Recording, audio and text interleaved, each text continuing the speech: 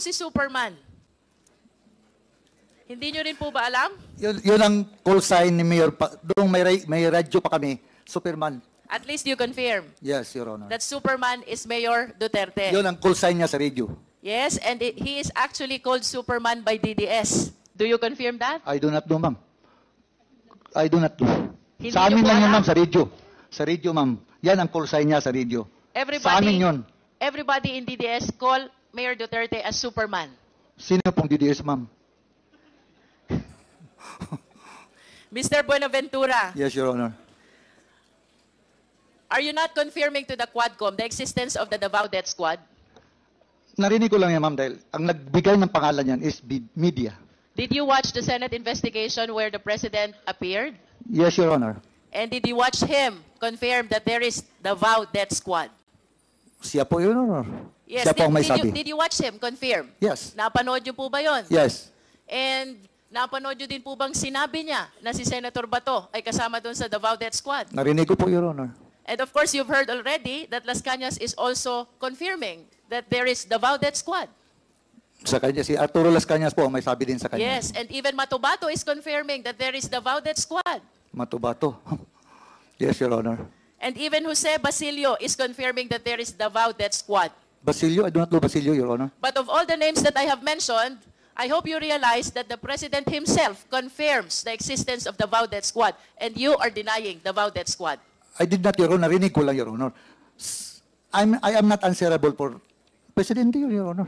Yes, but you are with the President since 1988 to 2008, Yes, and ma'am. I am inclined to believe that you know almost all the activities of the President. Tama po ba ako? Hindi lahat. And when the President say that he confirms that there is the Davao Death Squad, then it means that there is really the Davao Death Squad. And if you deny that, then somebody is telling a lie. If the President confirms this already, I do not understand why you keep on denying the Davao Death Squad. Sa akin po, Your Honor, narinig ko lang. So, kung nagsabi ang Presidente, narinig ko sa kanya. Before I end my interpellation, Mr. Chair, may I request the Secretariat to please flash the two pictures of the President with Mr. Buenaventura.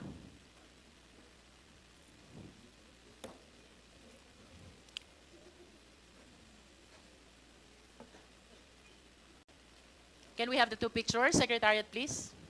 This is only to bolster the fact that Mr. Buenaventura has been with the President since 1988 up to 2008. And for 20 years that he was working with President Duterte, then Mayor Duterte of Davao City. I wish to submit, Mr. Chair, that he is aware of all the activities then of Mayor Duterte. Secretariat? Hindi nyo rin po ba alam? Yun ang call sign ni Mayor. Doon may radyo pa kami. Superman. Mr. Buenaventura, sino po? Sabi nyo po kanina, mabait si Mayor Duterte. You confirm that? Yes, Your Honor. Kung ibabalik ko po yung inyong nakaraan and if you will be given the choice, sino pong gusto nyong maging principal nyo ulit? Si Mayor Duterte po ba ulit? Yes, Your Honor. That's how you admire, idolize, respect, and care for the former president. Tama po ba? Yes, Your Honor. And in a scale of 1 to 10, Mr. Buenaventura, if we will be assessing your loyalty and dedication to the former president, paano nyo ho ba gradean yung level ng loyalty at dedikasyon nyo sa former president? 10. 1 being the lowest and 10 being the highest. 10. And with a grade of 10, you will not say anything that will harm the president, yes or no? Sorry, ma'am. And with a grade of 10, ibig sabihin, yun po ang pinakamataas na loyalty at dedication na ibinibigay nyo sa president, you will not say anything that will harm the president. Yes. Yes, Your Honor. To the extent that you will make misrepresentation to save the president, yes or no? Sorry po. But what do you mean, Your Honor? To the extent that you will be making misrepresentation to save the former president. Tama po ba yun? Yes or no? Yes, Your Honor. With that, Mr. Chair, then I wish to believe that the representations that he is giving Mr. to us Chairman, right now, can you kindly not translate that entirely to Tagalog? Para Mr. Buenaventura, Sorry. kanina po tinanong sorry, ko ma'am. Sorry, kayo Your Honor. kung atin pong gragraduhan ang inyong loyalty at dedication sa inyong naging principal for a period of 20 years. 1 is the lowest and 10 is the highest. 10 po. Ganun po kataas ang loyalty at dedikasyon nyo sa dating presidente. Tama po ba? Yes, Your Honor. At dahil sa napakataas ng inyong loyalty at dedikasyon sa kanya, hindi po kayo magsasabi ng kahit na anong ikakapahamak niya. Tama po ba o mali? Tama po. At kung kailangan nyo pong magsinungaling, magsisinungaling kayo, mailigtas nyo lamang siya. Hindi po. Tama po o mali? Hindi po. Because you are loyal and dedicated to the former president. Wala At namang, kung kailangan nyo pong magsinungaling to save the former president, gagawin nyo rin pong magsinungaling. Tama po o mali? Tama. Because you graded your loyalty and dedication by 10. At kung kailangan nyo pong ialay ang buhay nyo, mailigtas lamang ang dating Pangulo, gagawin nyo din po ba yon? yes, Your Honor. See? Kung kaya nyo pong ialay ang buhay nyo, mailigtas ang dating Pangulo. The more reason na kaya nyong magsinungaling, mailigtas lang ang dating Pangulo. Can we please flash the pictures?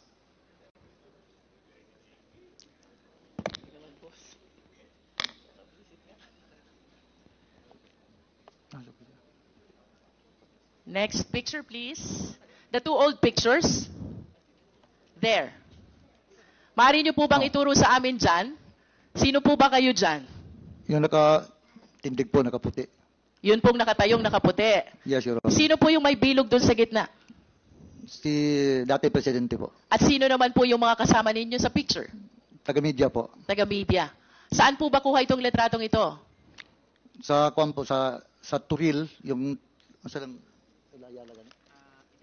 Eden Bayabas po, hindi pa yon, wala pa yung, Mga anong taon po ba kuha itong letratong ito? hindi ko lang maalala. Hindi ko lang maalala, Your Honor. Approximate year lang po. Perhaps you can base it on the looks of the former president. Batang-bata pa po siya dito. If you started in 1988, Early 90s, Your Honor. early 90s, so mayor na po si President Duterte during that time. Yes, Your Honor. As early as then, gano'n na po kayo ka-close dito sa ating dating Pangulo, no? Kasi kahit mga media ang kasama, kayo pa rin ang kasama niya. Tama po ba? Ako kasi ang security driver.